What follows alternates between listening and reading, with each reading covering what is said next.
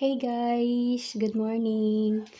So, today's video, ipakita ko sa inyo kung paano ko ginawa tong maliit na basket na gawa sa wicker at saka sa nito. Yung ginamit ko sa pag-wave nito ay nito.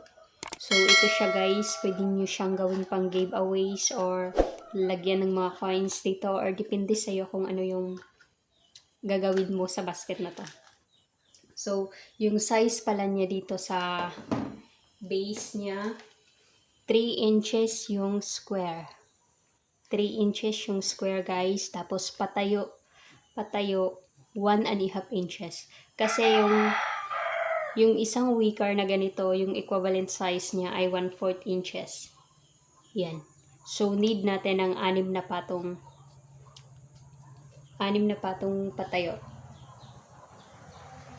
Pagkatapos, itong cover niya, yung size niya, 3/2 inches yung square. 3/2 inches. And then, dito naman pababa, 3/4 inches. Yan. So, kailangan natin ng 3/2 inches yung cover kasi adjustan natin yung para mapasok yung box natin dito, para mapasok natin dito sa cover niya. So, kakasya lang siya. Ganyan.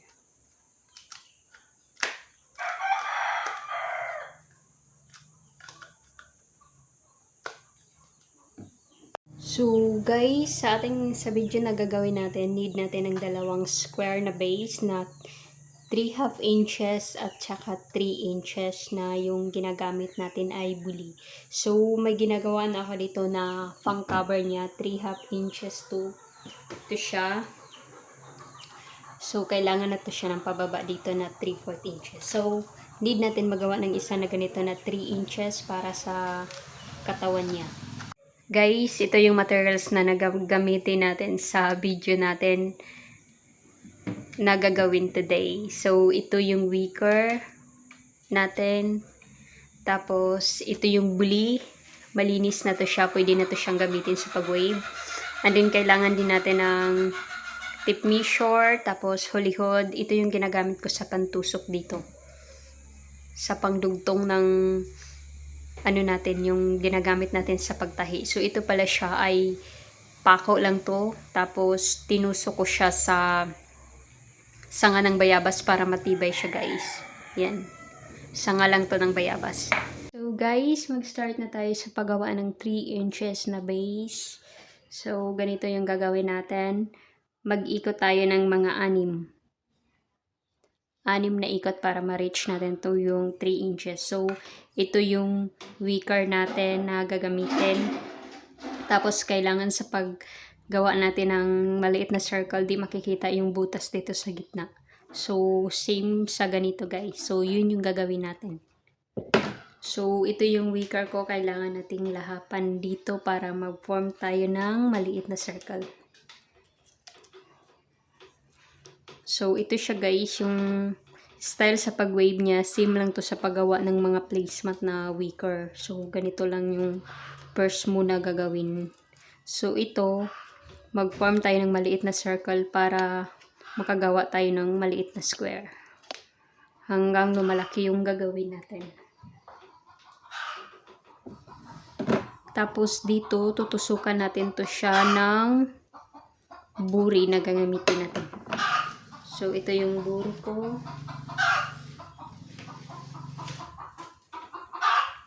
Ito yung buri natin. Tusok natin dito sa binutasan natin na maliit. So, ito na siya guys. Tapos, unti-unti mo siyang iikot at gagawing maliit na circle. Ganyan. Yan. Pagkatapos, dito sa gitna, dito natin ipasok tong buli natin.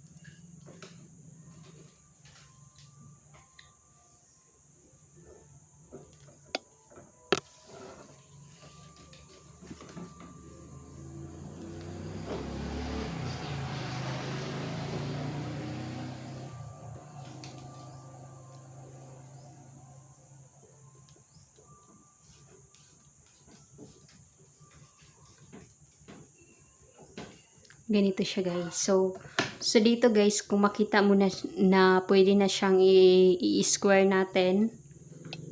So kailangan nating mag-adjust ng 1/8. Ganyan. Bago natin siya lahapan ng konti. So ganyan siya guys.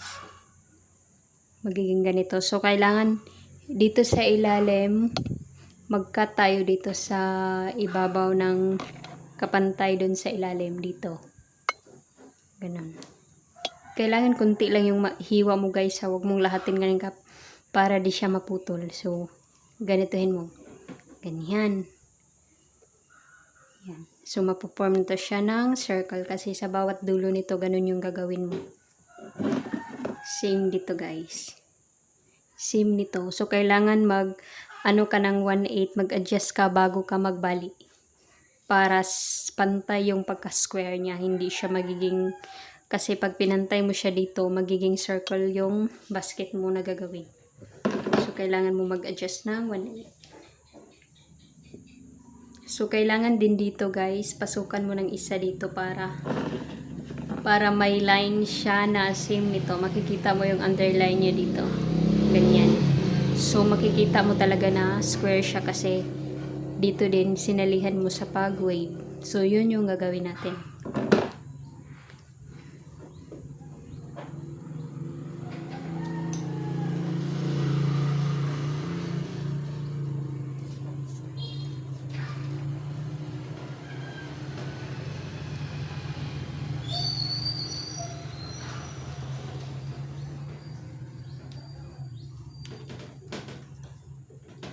So, dito din guys, same lang yung gagawin natin. Mag-ano tayo ng mga 1/8, ganyan.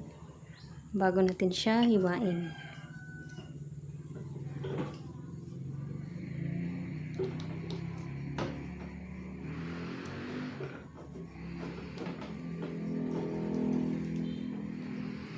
Unti-unti na siyang napuform ng square guys.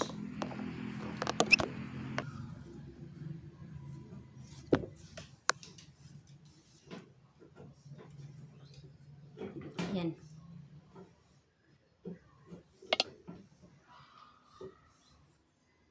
So, dito guys, itusok mo siya dito. Tapos, lalabas siya dito. Ganyan.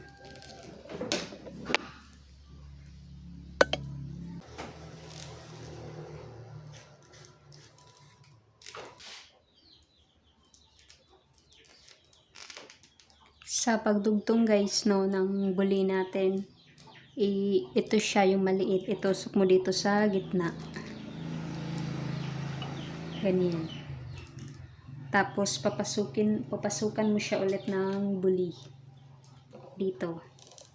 Kung saan mo pinatay yung, yung maliit na,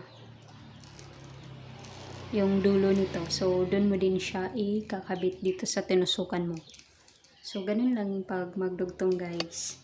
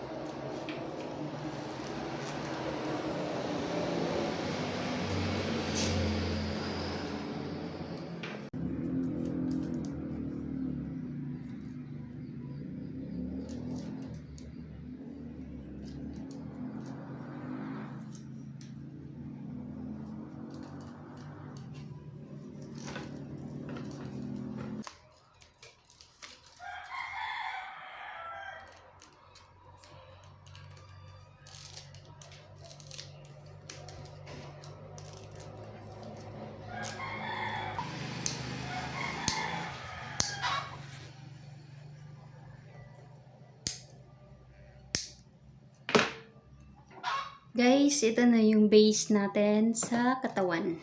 Yan. 3 inches. So, itatayo natin siya. Papatungan natin siya ng 6 na wicker.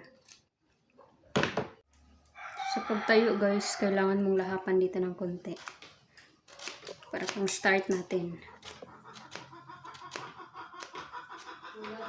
Ganyan.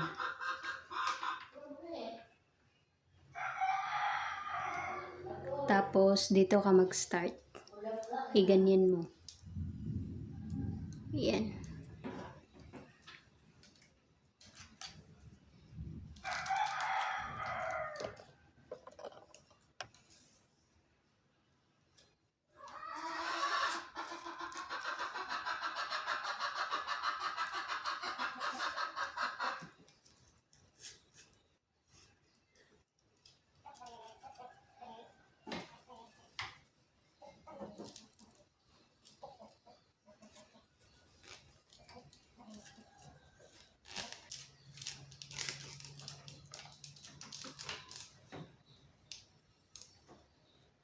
Sa pagkat mo guys, ipantay mo siya dito.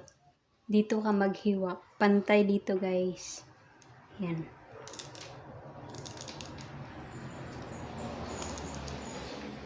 So, magiging ganyan siya. Tapos, dito mo din, yung cut mo dito, ipantay mo din siya dito.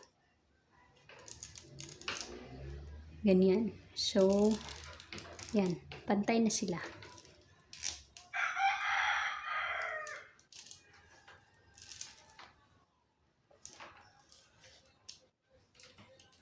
So, ganito lang gawin natin guys hanggang mapatong tayo ng 6 na patong. Ganito lang yung gagawin natin.